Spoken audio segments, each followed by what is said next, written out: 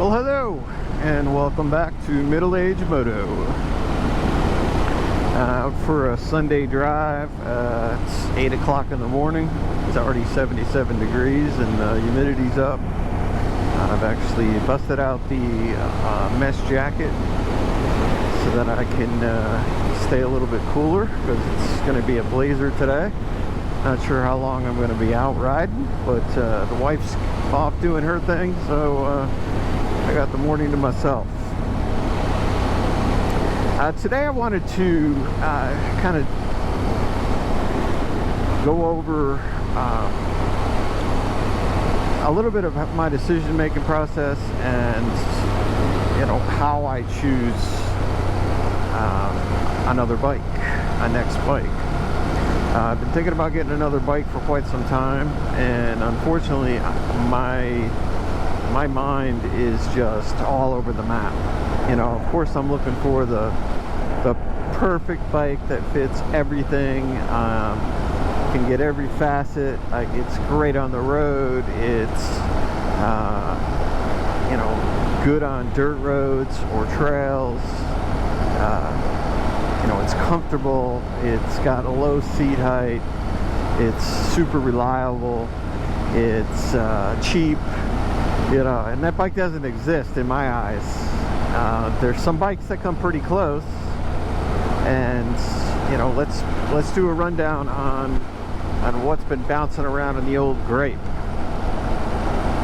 I'm looking for something else. I've got I'm going for 8,000 miles on this, and it's not too bad. I didn't buy this as a, you know, my monster as a garage queen, but I want to shake things up. And I've said this in previous videos, this is not an uncomfortable bike by any means, but it's not, you know, a total comfort bike either.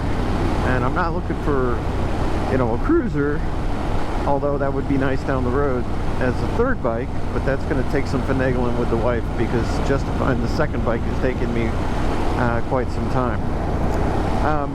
You know, this bike, the foot pegs are back and they're up, so your legs are tough to give you the ground clearance that's needed. You are leaning forward a little bit. It's not a, you know, my wrists never really hurt. You know, I get a little elbow pain, but I think that's from an injury from years ago during my dirt bike days. So the bikes that I've been bouncing around,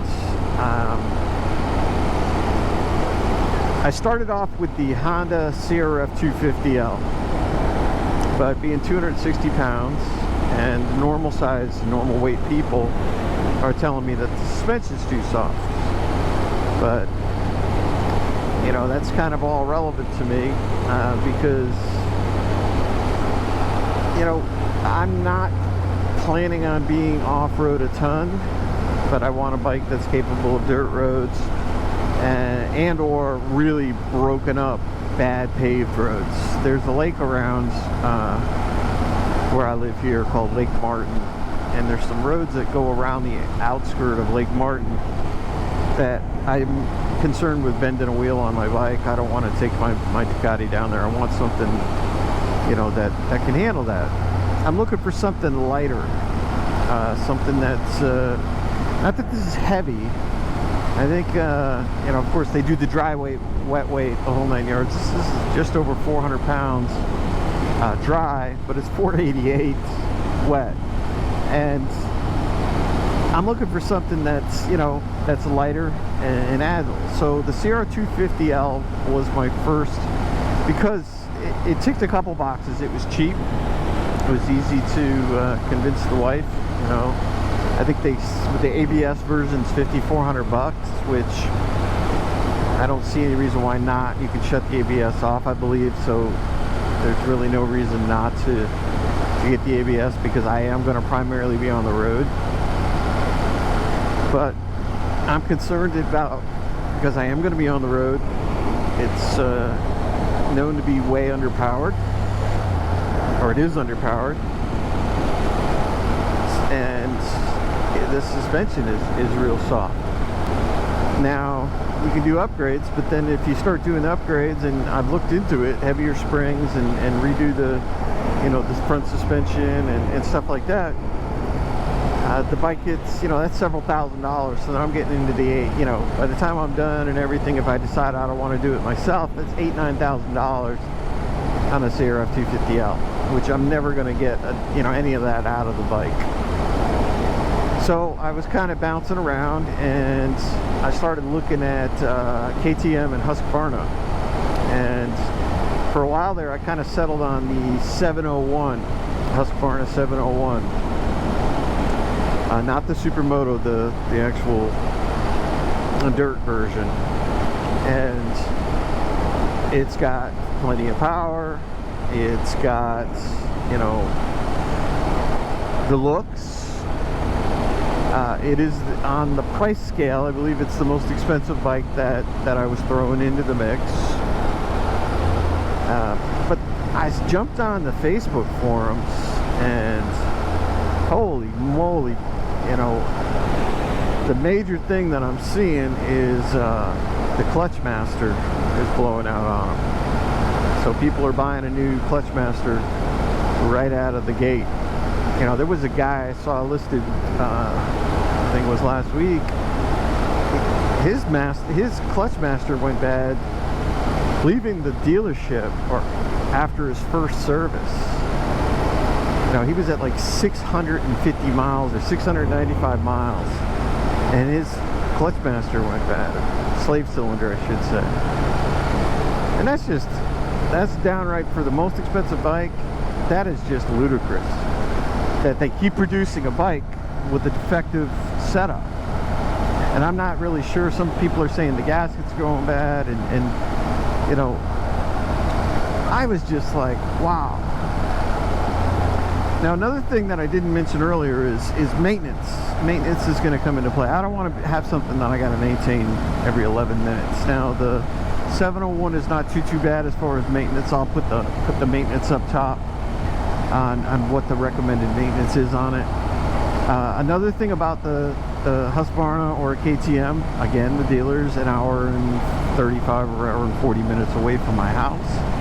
So again, I'm either trailering or driving my bike for service, because I do service, you know, my Ducati, like I said in previous videos, at the dealer, and I'll continue to do that. I bought the service plan, but you know, at least the first couple services, I'm going to take it to the dealer. And I kind of, you know, don't want to have to travel that far when I've got I've got two Japanese brands super close right down the street from my house. Now, by the way, my gas gauge decided that it's going to work today. So I just refilled up, and it's been working the entire trip, and it's still working now. So let's see how long that happens.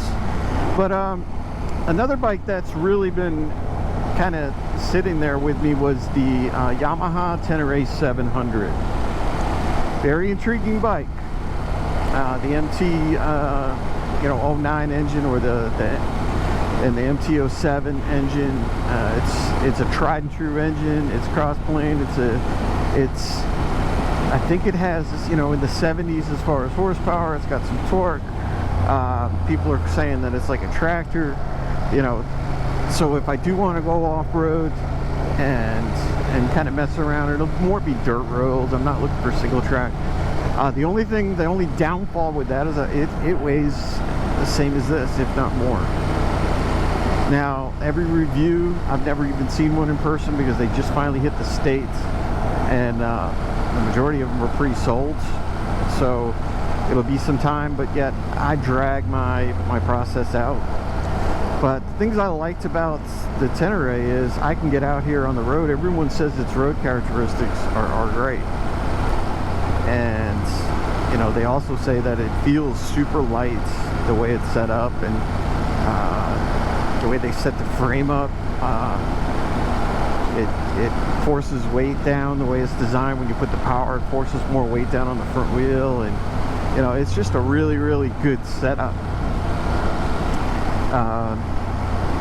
Now we got a higher seat height, so it will be a, you know, a tippy toe type thing, which, no, not a major deal. But Another bike that keeps falling into the category, but yet this is again creeping up in price, is the Tracer 900s. And I know that you know, the bikes that I've talked about are dual sports or off-road capable, and the Tracer is not. I keep throwing in the back of my mind, you know, I'm middle-aged, how much am I going to be off-road, really? And I keep going back saying, well, you know, I do want to be able to go down, you know, really bad roads or low-maintained roads, broken roads, and stuff like that. So, you know, maybe that wouldn't be, you know, a bad bike. And then every once in a while, my wife throws a wrench in this system and says, hey, why don't we get a cruiser and I'll ride with you? And I'm not really a cruiser guy, maybe a third bike, you know, just to ride with. But most of the cruisers that I want, you know, even a Goldwing, and now that the second gen came out, you know, it'd be really cool to have a Goldwing, but am I going to really ride that far? Am I really going to need that, or is that overkill? Considered a Harley Davidson. I've never really been a huge Harley fan. I think they're good looking bikes, but they're just overpriced. I mean, the technology and what you get, they're just so overpriced. They're so proud of that motorcycle. So I want something that rides smooth too. So that kind of tunes that out. But let's get back to the main run. So right now, and I titter-totter back and forth, and I did the same thing when I bought this. I was on the MC10, I was back on this, I was on the Super Duke, I was on the BMW S1000R. I mean, I was jumping all over the map, and I was trying to justify different things. So I really, if I felt that the Husqvarna 701 would be more reliable than what I'm seeing, that would probably be the bike, because it kind of ticks all the boxes. It really does, except for reliability. And there's guys with engine problems. Now, granted, it's a bike that people are taking off-road, or they thrashing it. I don't really thrash my bikes. Even if I do go off-road, it's not going to be major, major single track and just bogging it and just tearing it up. That's just not me. Those days are over. Yeah, it looks like I got some cleaner on my rear brake because it's screaming.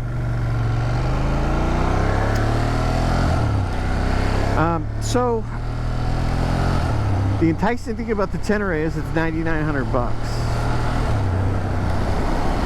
which is very enticing to me, because it's on the cheaper side. It doesn't have traction control. It doesn't have, I mean, like 99% of my bikes through my life, I mean, most of them didn't, you know, ABS wasn't even a thing. You know, some of my later R1s and stuff had some of the rider aids, but, you know, I rode for years with stuff that, you know, your rider aid was your hands, your rider aid was your feet, you know, and your mind. That's just, you know, so I'm not majorly concerned. I like the fact that it's got ABS. I think ABS is a definite plus, definite necessity. So right now, mentally, I'm on the Tenere.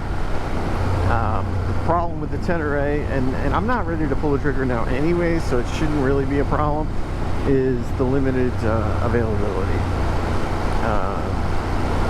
I don't know, because of the pandemic, I don't know when we're going to be looking at, you know, the dealers just kind of having them sitting around.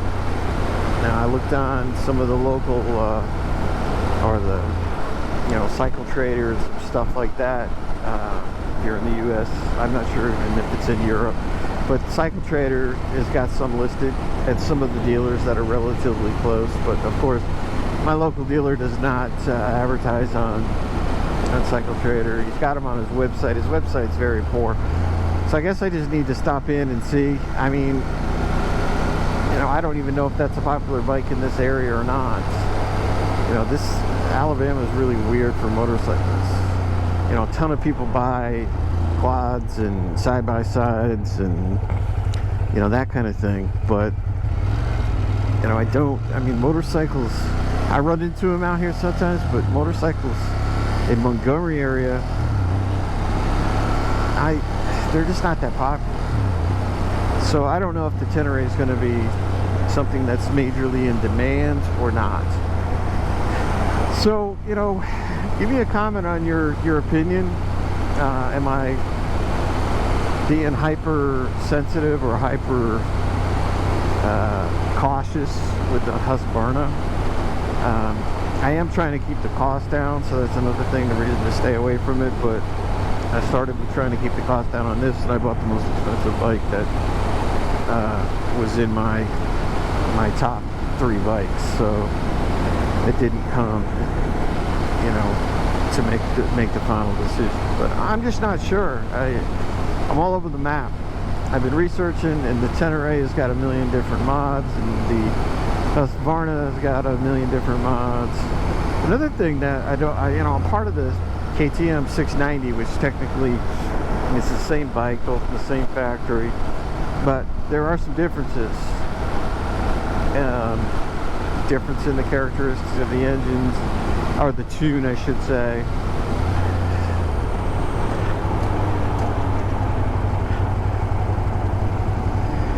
The 2 doggies. Yeah. That's all I need today is to hit a damn dog. So in the comments, give me your advice. You know, what you would do. I'm in a state again, I think I've said this before, that they're not big on test drives, so riding them is not going to be something that's super easy. I could probably ride the Husqvarna, but again, I hate inconveniencing them if I'm not going to be serious about it, but I need to give it a shot. It comes down to that damn reliability. So thanks for spending some time with me. Again, I'm trying to cut the time of these videos down, because I know your time is valuable, and I'm not sure how I'm doing on this one or not, but you know, I don't know how some of these guys do it. I know they cut a bunch of stuff out, but we'll see. If you see something you liked, or you want to, you know, see what this channel has to bring, it's a very new channel, as you can see. I've got a lot of really, you know, exciting ideas and exciting things coming down the pike that I'm planning on doing. I will be doing a bike reveal once I finally pull the trigger on that, and then basically going over everything on the bike that you know, my likes, dislikes, the whole, you know, the normal. So if you see something you like, please like, comment, and subscribe, and let me know what bike you think I should get, and if there's something I haven't mentioned that may fall into the category, let me know in the comments, and I'll put it into consideration. And thank you, and have a wonderful day.